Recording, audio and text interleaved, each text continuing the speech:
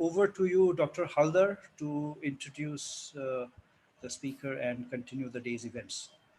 Thank you. Thank you, sir. Welcome, everyone. It's a delight to be able to be a part of this conversation. Thank you, Professor Sultana. So I'll go with the bio note first, and then we have a speaking time of 45 to 50 minutes. And afterwards, we take a Q&A, of course, and then we end with a note of thanks and back to Professor Ghosh again. Professor Shaila Sultana, PhD, is a professor and former head of the department at the Department of English Language at the Institute of Modern Languages, University of Dhaka, Bangladesh. She is one of the founder members of the Center for Integrated Research on Culture, Language, Education, and Development. She is also the advisor of Applied Linguistics and TESOL and CLS, Center for Language Studies at the University of Liberal Arts, Bangladesh. Professor Shaila Sultana has been educated in Jahangirnagar University, Dhaka, Monash University, Melbourne, King's College, London, and UTS, Sydney. Her research interests include trans approaches to language and identity, sociolinguistics, gender studies, sociology, critical geography, higher education, and the historical and sociocultural significance of English in post-colonial countries.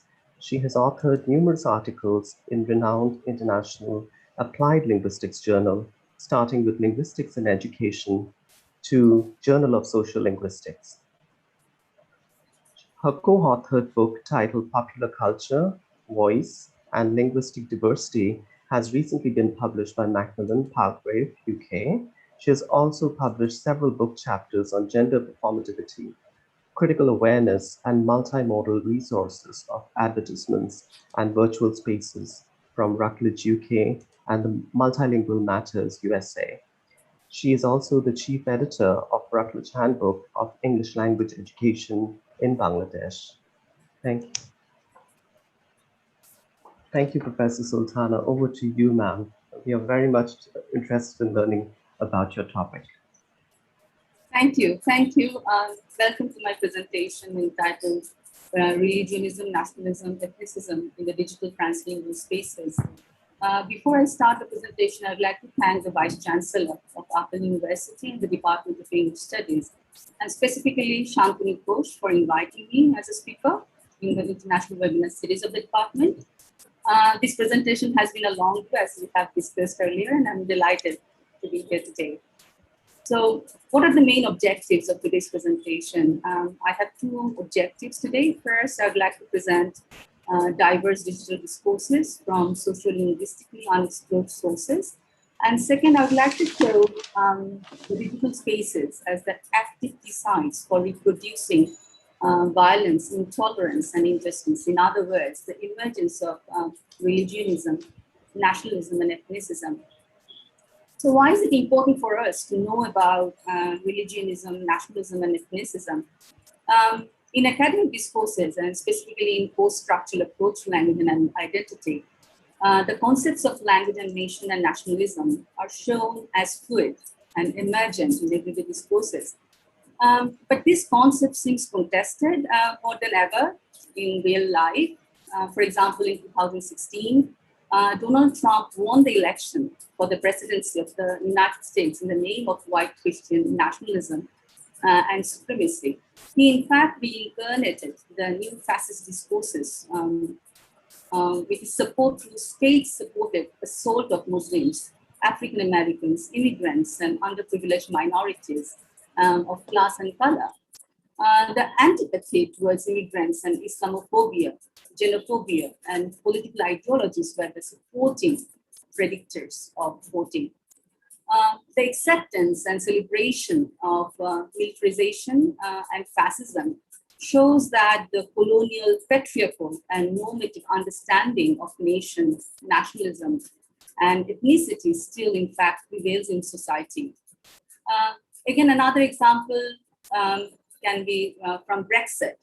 The suggestion to redirect energies in favor of non-nationalist orientation after Brexit has also thwarted by nationalism and ethnicism. It is widely accepted now that Brexit has instigated a new wave of patriotism, nationalism, and ethnicism. During COVID-19, the division between the UK and European Union and the increased feeling of separation among England, Scotland, Wales, and Northern Ireland became a topic of discussion when the UK government went for vaccine nationalism to show a greater British authority. Even today, we talk about Palestine, right? Palestinian national and religious discourses seem to encourage some mothers to nurture nationalist fighters and prepare them to accept the act of martyrdom of their sons in the name of heroism. The Palestinian Islamic Jihad movement has complexified the Palestinian national movement too. In summary, the everyday nationalism shows that political and popular discourses juxtapose the way language and national identity are defined in applied linguistics and social linguistics.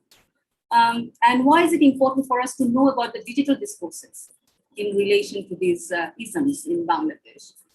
There is no doubt that digital spaces in the era of globalization with their immense multimodal potency create opportunities of new forms of communication, novel ways of expressing ourselves. People who present themselves as socially, culturally, and politically sensitive with a yearning to question and destabilize the accepted and expected norms. In addition, we see that digital spaces are very much accessible to Bangladeshis. Even though Bangladesh has a popular image of poverty-stricken country beset by flood, famine, drought, and other natural calamities, Bangladeshis enjoy the cheapest mobile phone services in the world. The number of active internet connections in Bangladesh was more than 9 crore in 2018. More than 89% of the population in Bangladesh is Facebook. So overall, Bangladeshis have increased exposure to the technology, world media, and varied linguistic and cultural resources. Bangladeshis have an insatiable appetite for technology, Facebook, Snapchat, Instagram, and so on, all these digital platforms we observe. As a social linguist context, Bangladesh is quite unique because of its linguistic, historical, political, and religious history. The coexistence of and conflict between Bangladeshi nationalism and Islamism have also made it politically volatile. Islamic fundamentalism has gained popularity when dysfunctional politics based on corruptions has led the country to unrest and instability. Against the backdrop of the rise of radical Islam and extremist groups across the world, Bangladesh has also experienced several terrorist attacks recently. At the backdrop of these realities, linguistic and multimodal semiotic resources mediated within digital spaces create a fluid and democratic space for individuals in society, which is highly structured, normative, politically, socially, and culturally and ideologically validated. And that is why integrating practices, discourses, and ideologies in relation to nation, religion, and ethnicity or gender in Bangladesh seems very important. However, specifically in the context of Bangladesh, there is no research as such on how nation, religion, and gender are discursively realized. The Digital Security Act, which was introduced in 2018, is yet another important justification for exploring the digital spaces in Bangladesh. And that is why going beyond the creative and novel use of language, in fact, which I have myself written about in various publications, it seems important to address the underlying politics behind translingual practices and exploring what ways nation, religion, and gender are discursively constructed in these spatial realities and of digital spaces. So what does the existing research say about language and identity in digital space? We know that digital space is a space of representation in which people, specifically those marginalized by their class, ethnicity, race, political or religious values, or sexual orientation find voices. And there are plenty of research studies to show that. These people who are marginalized in their life trajectories, they use the space in two ways. First, to exert their voices and find legitimacy to their stance, and second, to show their resistance to the structured normativity of the society that impose systematic exclusion on them. Consequently, marginalized and peripheralized communities create their own sense of their constructed selves in their own terms and conditions in digital spaces. We can talk about discourses about Muslim women in Pakistan and Afghanistan. Strong ideologies promoted and enforced by the Taliban, in fact, shows them in a very dichotomous way, like veiled, victimized, unveiled, liberated. So these sort of discourses, again, have been challenged by this association called Revolutionary Association of the Women of Afghanistan. And it has managed to remain clandestine in local Pakistan and Afghanistan, and simultaneously, it has engaged in acts of resistance through countless social political events, visual and textual presentation of political problems, and prescriptive solutions. Social media and other digital spaces are used by the marginalized communities for breaking the stereotype images based on an 8-month-long digital study on 20 Muslim sportswomen on digital spaces. It is shown that challenges, they challenge the dominant stereotype presentation of Muslim women by 2 key strategies: political use of hashtag and increased everyday visibility in culturally appropriate norms. In Indonesia, we have observed that artists, as well as use the digital space as a platform of the arts and forms of criticism and resistance to social hegemony, focusing on the offline and online social movement and activities of biennial art community of Indonesia. Researchers have shown that the digital art created by the contemporary Indonesian artists are a form of silent resistance, protest, and criticism of the hegemony. Their art forms are a digital counter-hegemony. So the digital space, but at the same time, we have to understand that these digital spaces do not always play the role of resistance in a positive way. That is, in fact, is the focus of my presentation today. For example, according to Cowan and Freire, digital spaces have the power to politicize everyday life too. The space can be a platform of harassment and multiplication of hatred, ethnicism, and racism. With reference to the online meme spread during 2016 president election, claim in 2020 showed that social media spaces were used to connect the like-minded racist people and managed to justify and create a sense of fraternity amongst races. And through this movement, the digital space served the interest of vested political and economic positions, and it eventually disadvantaged others. The network of the internet may allow a quick spread of hate too, fake news, images, and videos at the visual and discursive representation of toxic masculinity, nationalism, and religious fundamentalism. Different use of linguistic resources, patterns of writing, images, video stills, screen grabs, selfies, memes, photographs, among others, are widely used by the protesters on social media. These are all clear examples of translingual practices, and they are either used as social movement, sometimes explicitly or strategically, and sometimes just the opposite. And that is why it is very important to identify what functions, in fact, translingual practices and digital spaces are having, going beyond creativity and resistance. It may be said that the digital violence and hatred speech has been extensively researched, but I want to show that the translingual practices, which is the recent trend in social linguistics, with transmodal use of various resources on digital spaces, have made language creative, no doubt about it. But at the same time, people have been using translingual practices for vicious attacks on people based on language, culture, and religion. The multimodal applications and software used in digital spaces have turned people into goddesses and attack people with a massive force and messages with a variety of different tools. such as photos, images, memes, videos, TikTok, emojis, symbols, hashtags, and so on. And that is why it is important to go beyond, different exotic and creative translingual practices.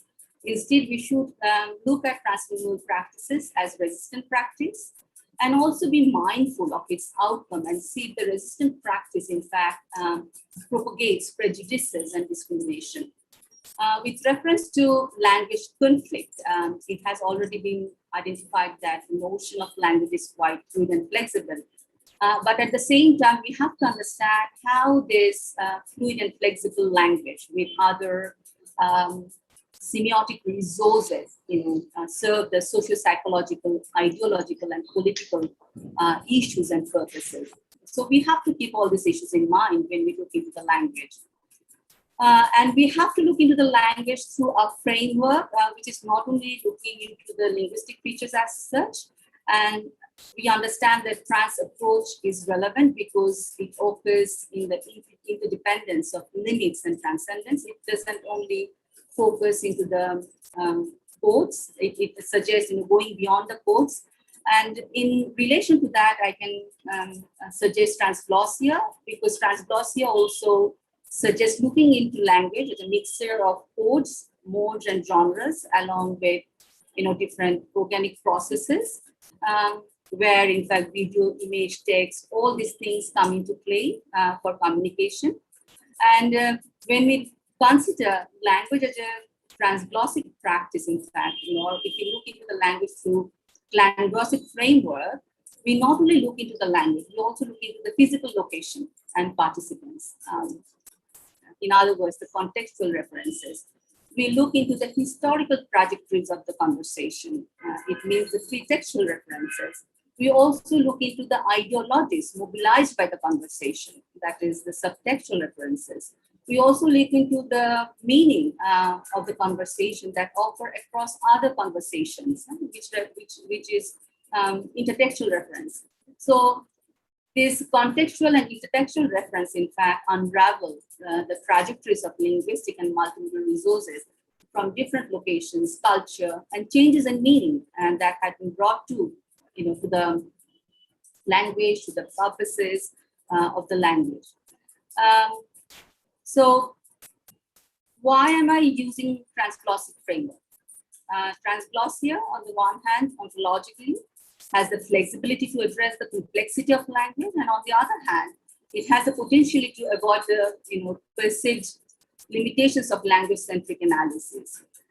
It has been observed that we talk about trans movement and we use different trans terms, but at the same time, when we analyze the language, we only focus on the linguistic features, and then, in fact, the purpose becomes self-defeating. So if it's going beyond the linguistic features, we have to understand, where the language or the conversation is occurring, what are the historical aspects there in the conversation, what ideologies are mobilized by this conversation, and what references does the conversation have,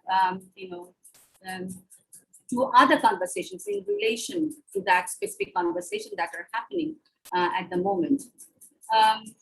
So here it should be noted that, so transglossic framework does not explore language based on its meaning, not only its linguistic features, but based on its meanings and intentions. And it treats code in a more inclusive manner, in the sense that the varieties of any specific language is considered there. It is not a separate code as such, but it is a combination of codes, but at the same time, the main purpose of transglossic framework is to look into the intentions and the meaning generated by the interlocutors. So I'll show you a text now. Let me share it with you.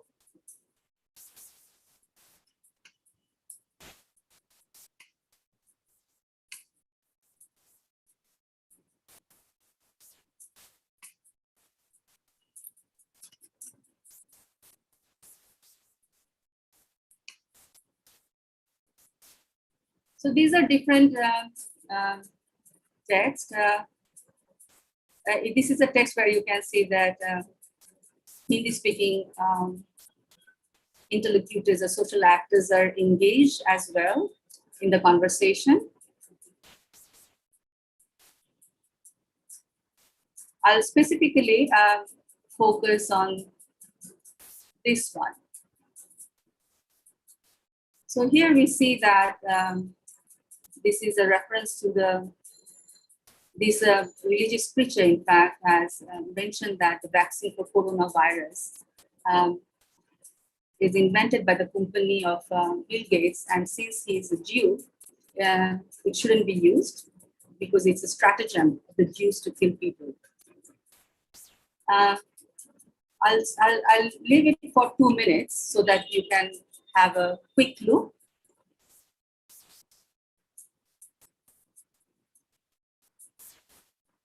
I hope you can see the data.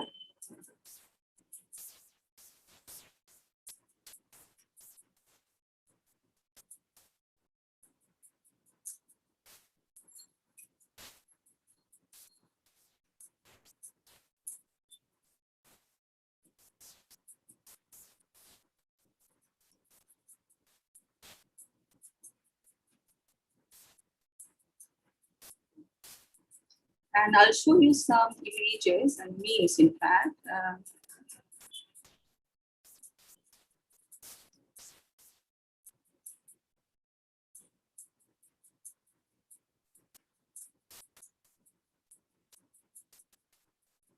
And I'll explain this means to you as well.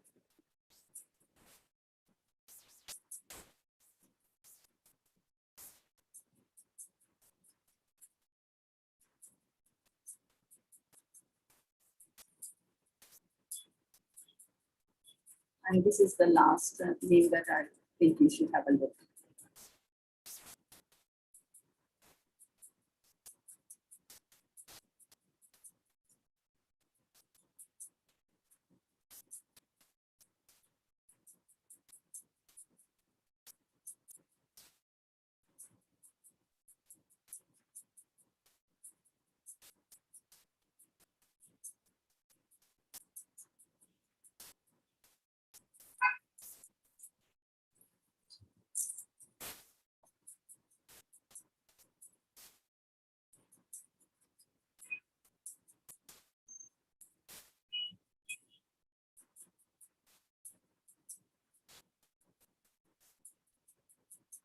Let's go back to this.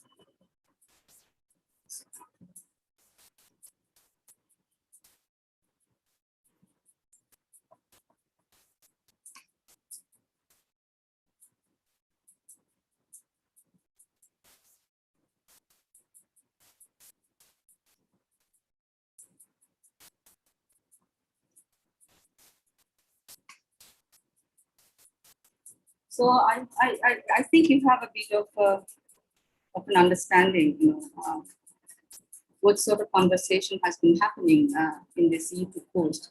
So the digital conversation that I have shown you, it has occurred under a video available as a public post on a YouTube channel, available in a public domain.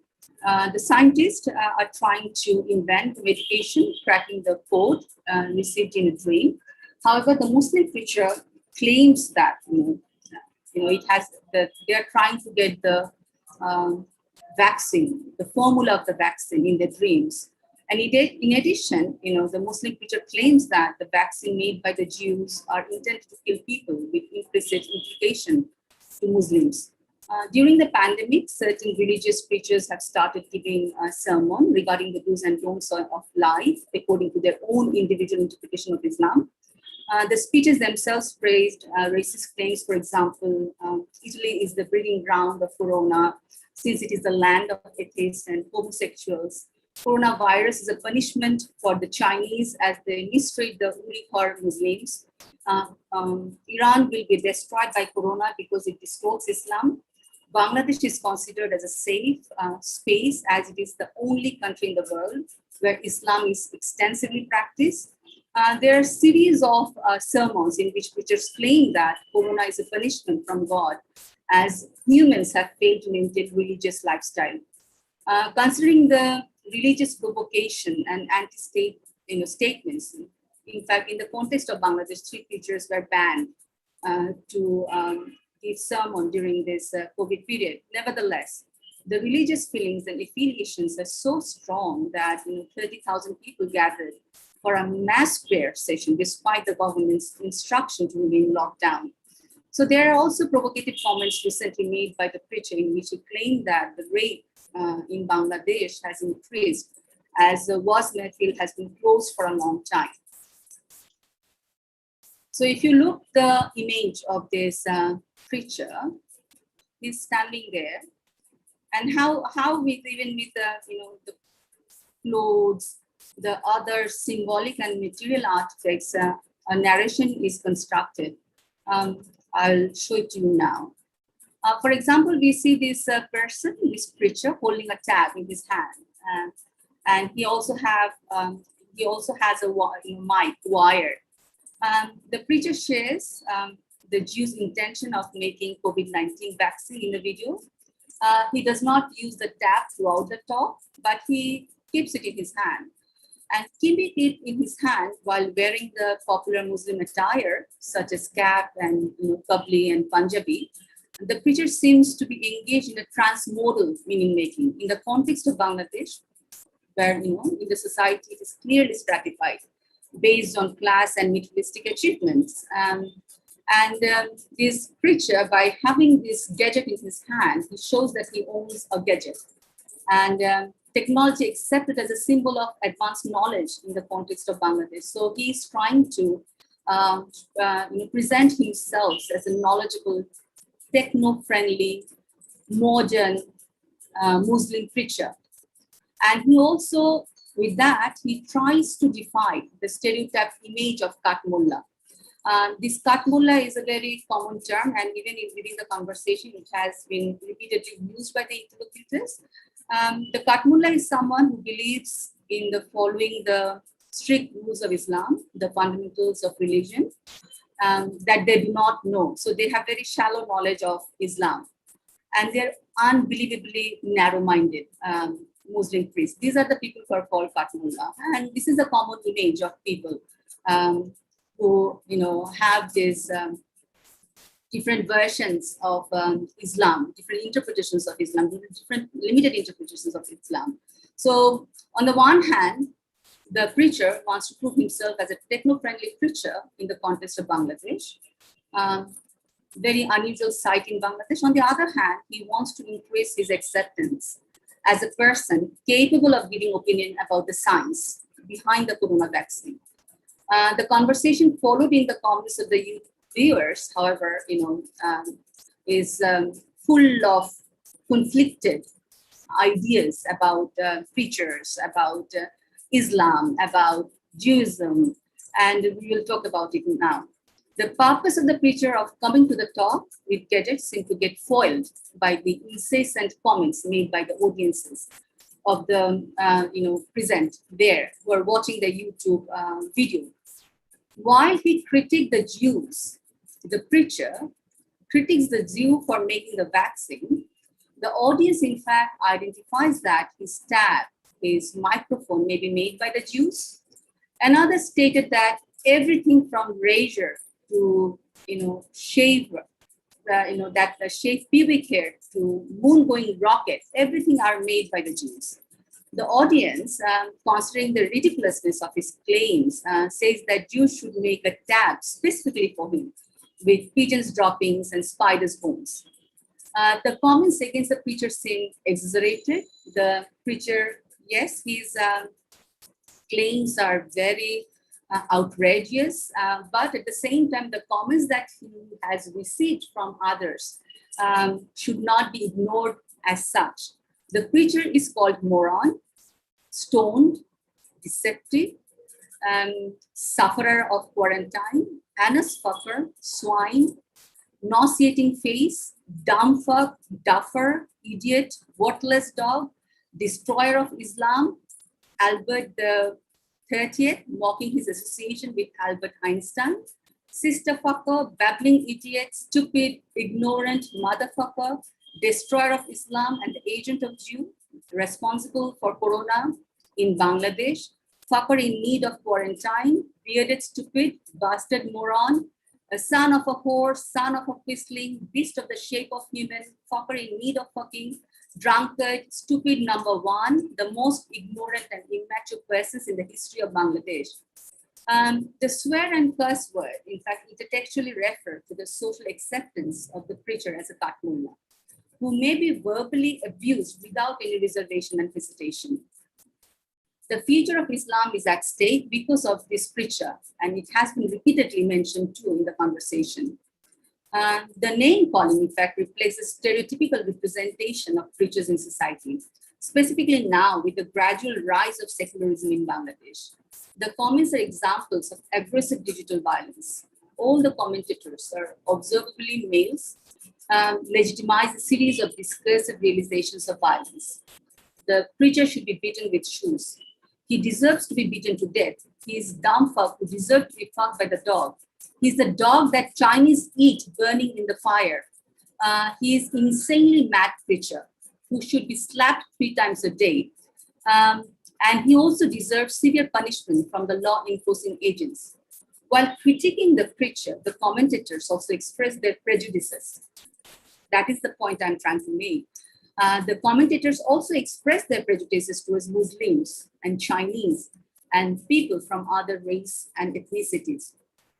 Even though the attack is instigated by the claim made by a Muslim preacher, the commentators unleash prejudices pervading language, culture, nation, race, and ethnicity.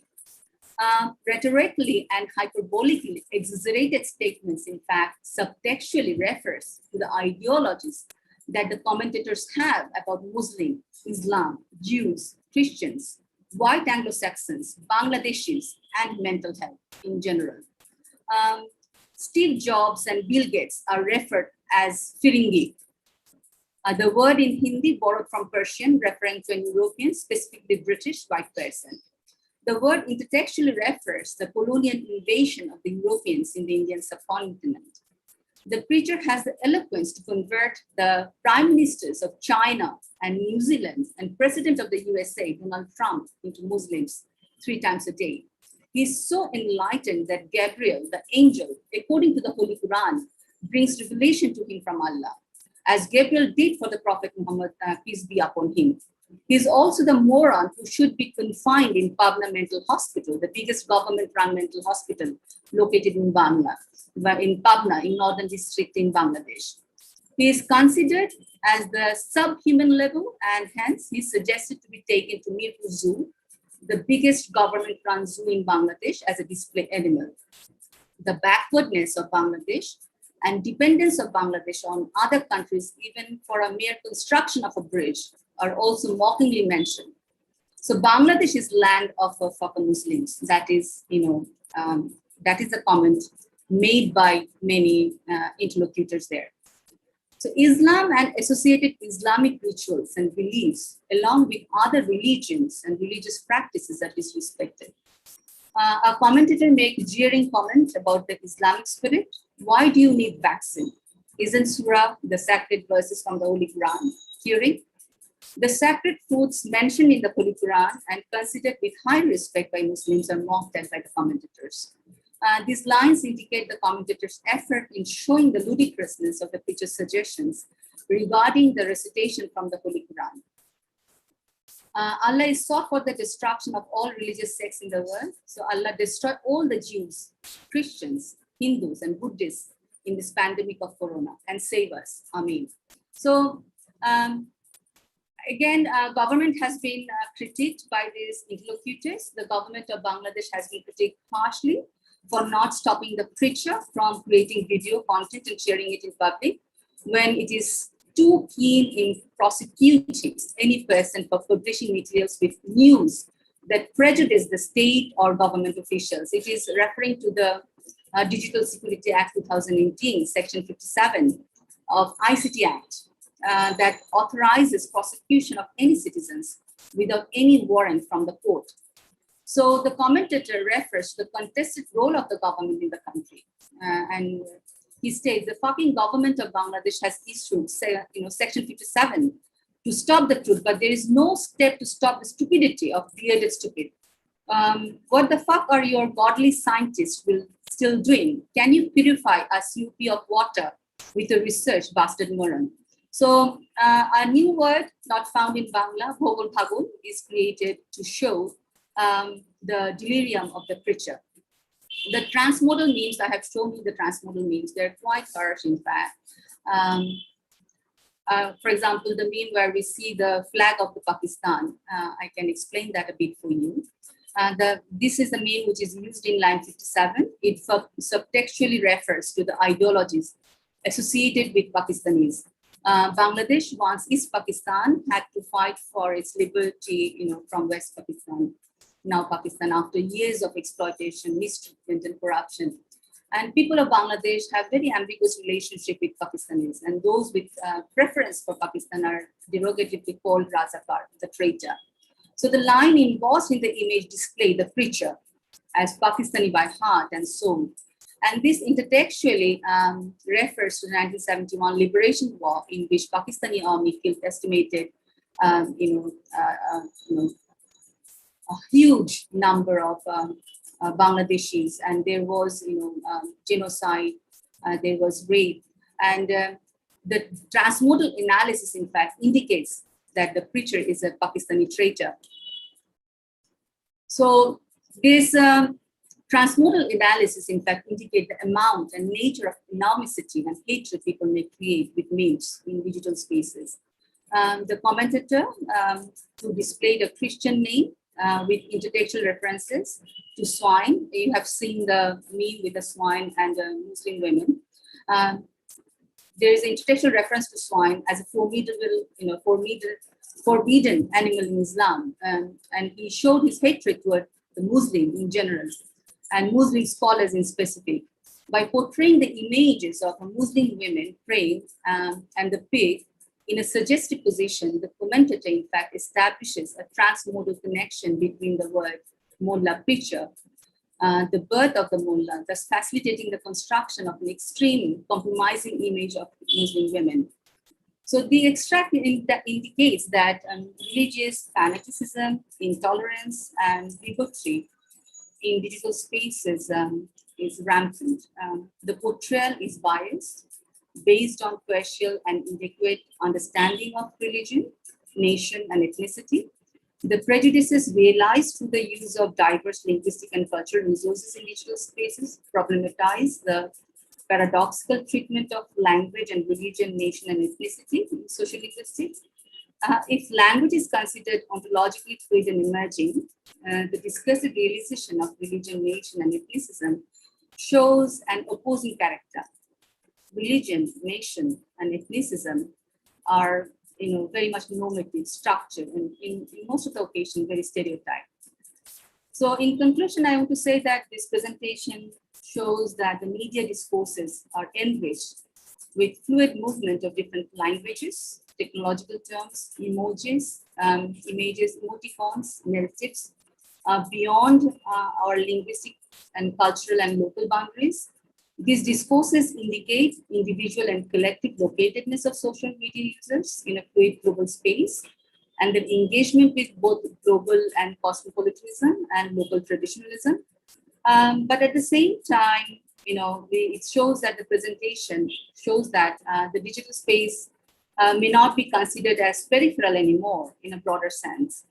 The presentation suggests exploring digital spaces at the backdrop of bleak realities. It most importantly shows the other side of translingual practices, the creative blending of local and global multimodal resources. It shows people's biases, ideologies, and deliberate manipulation of resources too. We see that in this extract, we have seen that people actively relocalize varied linguistic and semiotic resources to reinvent, to reincarnate, to sustain and nurture monolingualism, monoculturalism, monopoliticism in different forms. They also take the role of vigilante on digital spaces with the use of slurs, swear words, and misogynistic expressions. The creative translingual practices of digital spaces seem to be key sites for the reproduction of violence, intolerance, and injustice. And these violence, intolerance, and injustice are instigated by the ideologies of the political, social, and religious elites and social, cultural, and national hierarchies and stratifications. So we shouldn't be valorizing language practices in digital spaces in the name of heterogeneity and hybridity and creativity. If you look into these language practices in digital spaces, we see that it requires a multi-layered account of language with reference to interlocutors, the diverse multimodal linguistic and cultural resources which they draw from digital spaces. And we also should be giving equal attention to the social, cultural, historical, and political and ideological associations. Thank you. I hope I could explain what I intend to do today. If you have any questions, you can ask me now. And I can share some of the name of my articles where I have talked about in the chat box perhaps.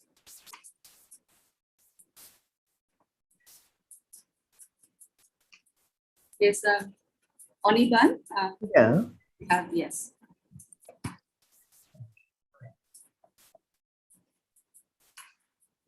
I think you can just share the screen if you have. So I think that might be useful.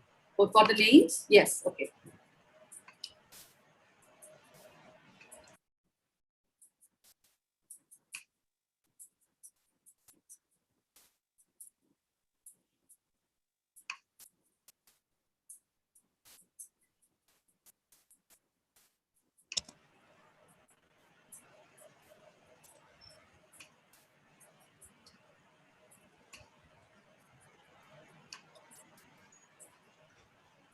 So these are my some of the references where I have talked about digital language practices.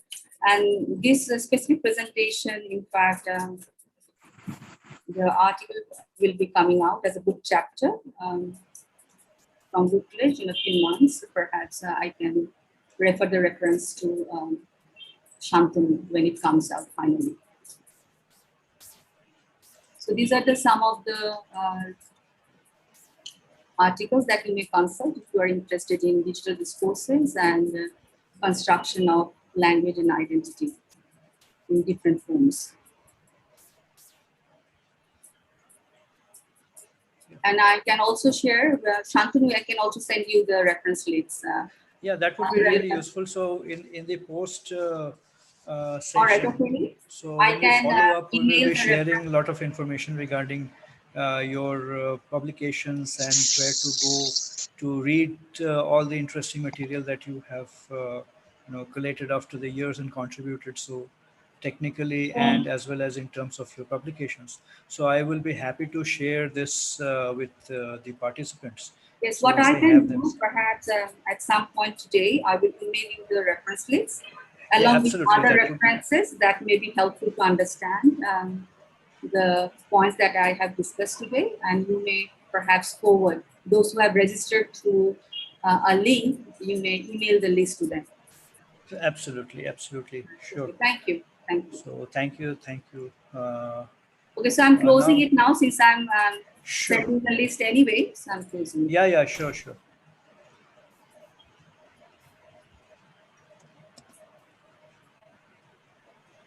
Thank you so much, ma'am, for the rich archive that you presented. It's lovely to listen to this and very engaging. So we already have a few questions. I think the first one is already there. How do discourses in ideology in translingual and digital spaces affect equality of genderization in society? So how do these digital interactions kind of come back and have material impact on gender equality in Bangladesh and beyond in society in general? If you would like to comment. Nowadays, in fact, if you look into the research studies, nowadays there's plenty of research which shows that we do not have any demarcation between an online and offline line for most of the people in the society. So whatever discriminations, marginalization we observe, we experience in online, in a real life, in offline life, you are usually, represented in online as well. So and online life also has, very strong impact on offline life. So whatever discriminations and marginalization we are observing online have a direct connection with offline life.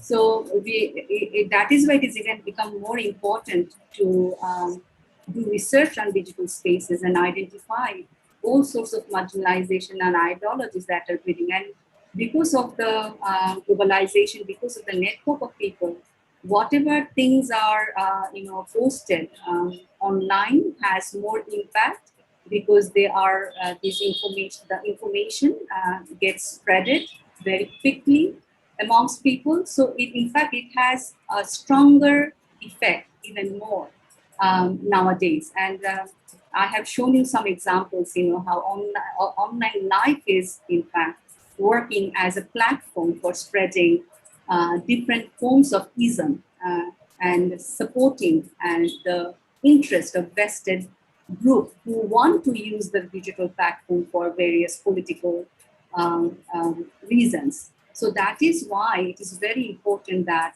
we consider digital spaces not only as an extension of our life, it is the center of our life nowadays. And whatever isms we observe on the digital space, they are in fact reflection of our real life. So we have to deal with it equally as we deal with all the isms in our day-to-day life. It needs equal attention. Mhm. Thank you. Yeah, that's very interesting. So, and very powerful, statement that you make. And thanks for this great detailed, explanation that you provide. So about the, differentiation that is there, it completely becomes blurred. So I Yes. guess there may be some a couple of other questions.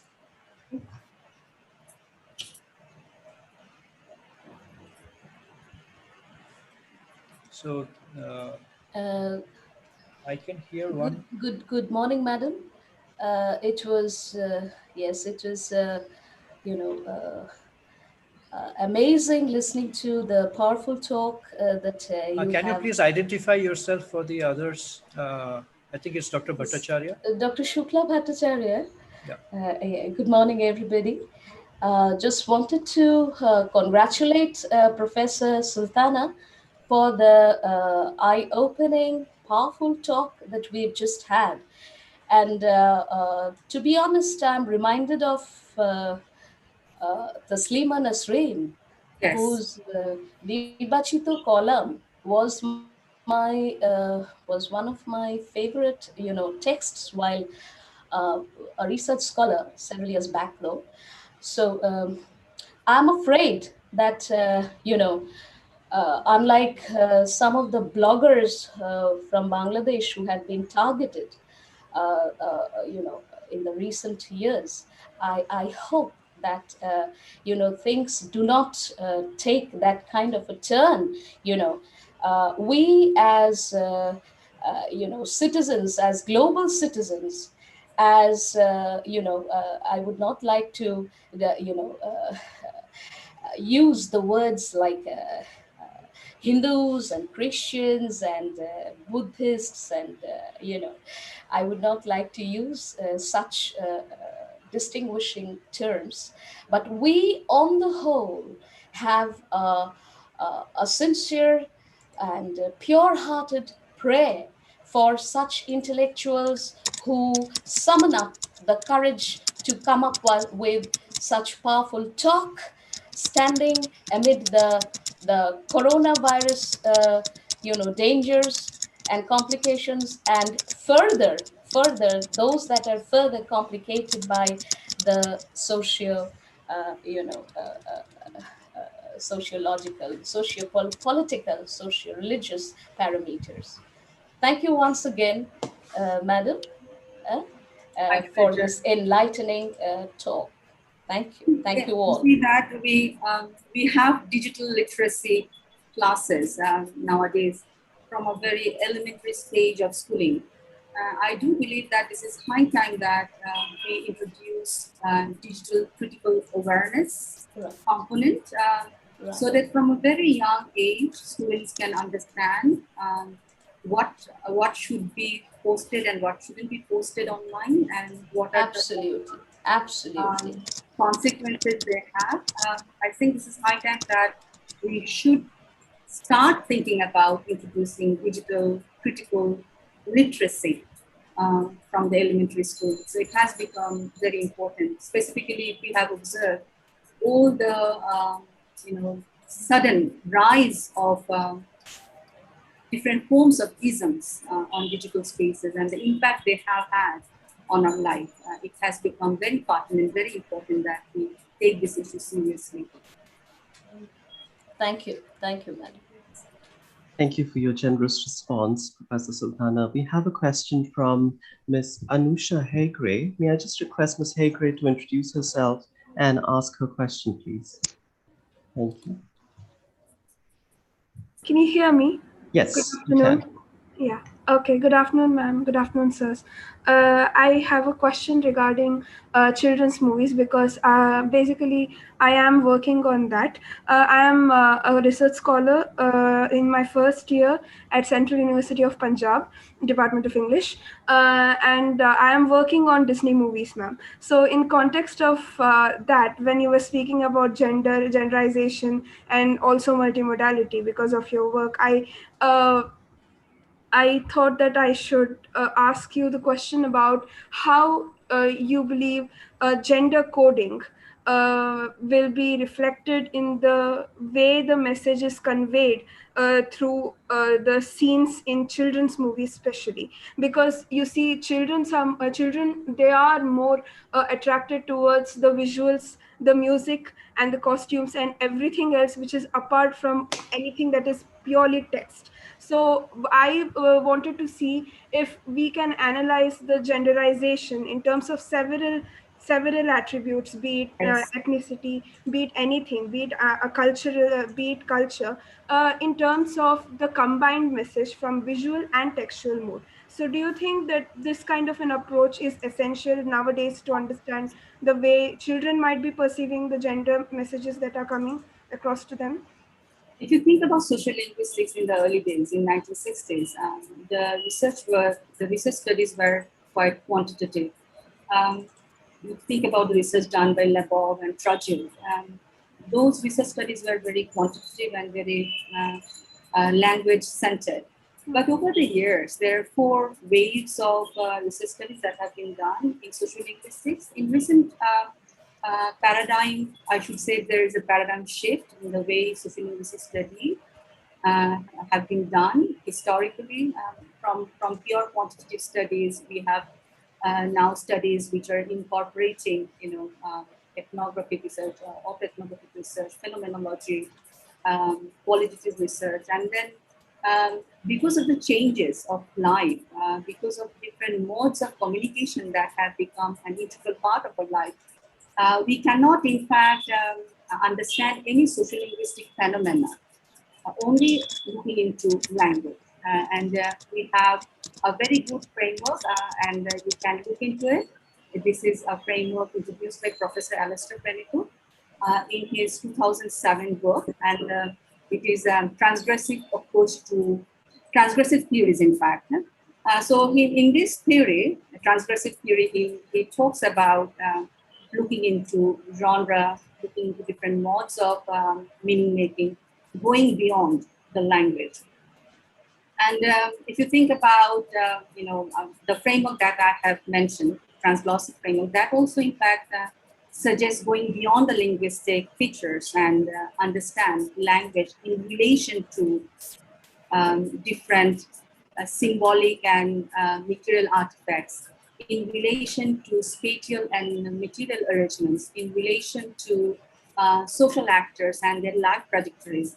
And images, in fact, definitely, when I talk about transmodality, images have become an integral part of it.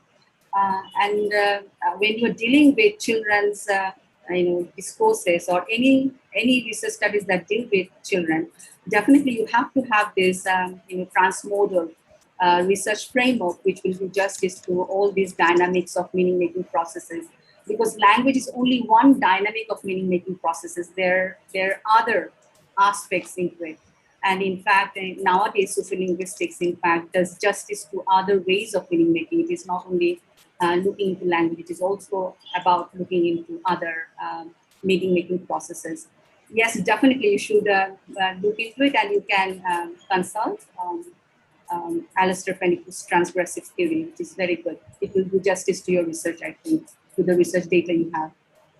Thank you. Thank you so much. Thank you. Thank you. So, I mean, following up on Professor Shukla Bhattacharya's question, I was also interested in wondering, how do bloggers and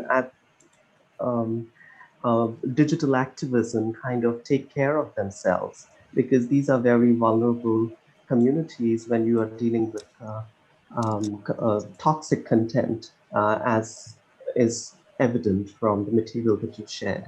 So, are there? We cannot have an instant solution to that.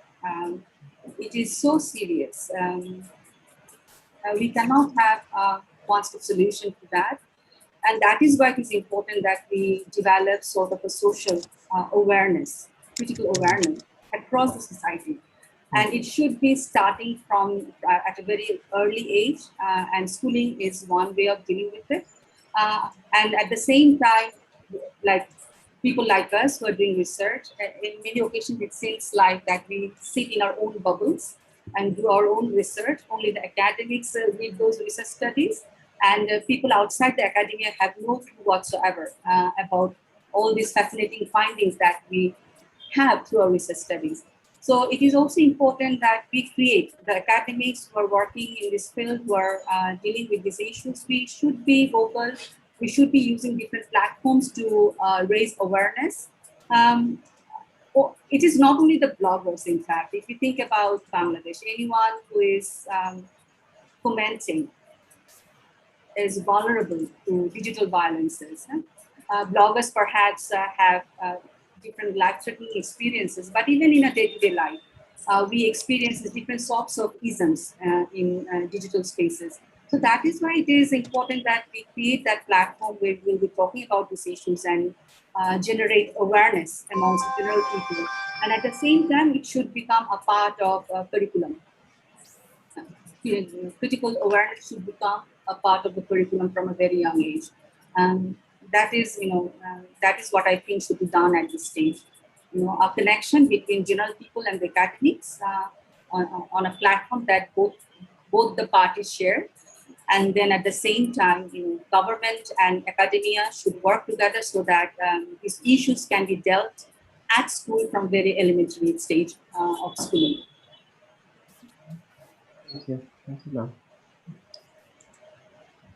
Other questions are welcome at this point. I have a quick question, or rather observation. You mentioned, Professor Sultana, about the rise of secularism in Bangladesh, which is basically a very welcome step in the political arena. And we as academic participants, how far do you think, given the kind of dangers, especially under the conservative umbrella that a lot of us actually uh, uh, are living right now in the South Asian region. Yes. So conservatism, communalism, and how far can we go in I'm sure that we have to speak out, but is there a limit for which we have to accept that there are risks that are there, and we have there is no doubt about it. I remember last year, I think I was preparing for a presentation and I was playing a video, and in my study room I was doing it, and my husband, who was just crossing at that moment, and he returned to me and he was asking me, what are you doing? I said that I'm planning to use this for my presentation. And he right away said that you shouldn't be using it. You shouldn't be using it at all. You should be at risk. You shouldn't be using it. So yes, this is very much a pertinent issue. And then again, when I'm dealing with all these issues, I'm very careful, what sorts of images I'm presenting in my data. There are so many different types of images if I present, I'll be at risk. Huh? So these are very pertinent issues, and these are very much immediate issues. And then again, there is no immediate answer to that. These are the existing situations, and we have to be very careful. But at the same time, I do believe that one step at a time does take us to the position where we Absolutely. want to go. And our small effort, and we shouldn't be, challenging in a big way.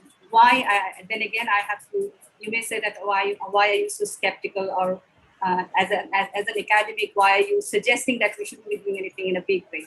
We have to accept the realities. If we start doing in a big way, what will, it may happen that the entire effort will be stopped. Absolutely. The entire effort will be destroyed. So it is better to have collectively, small step at a time rather than having a big bang theory solution for it. And Absolutely.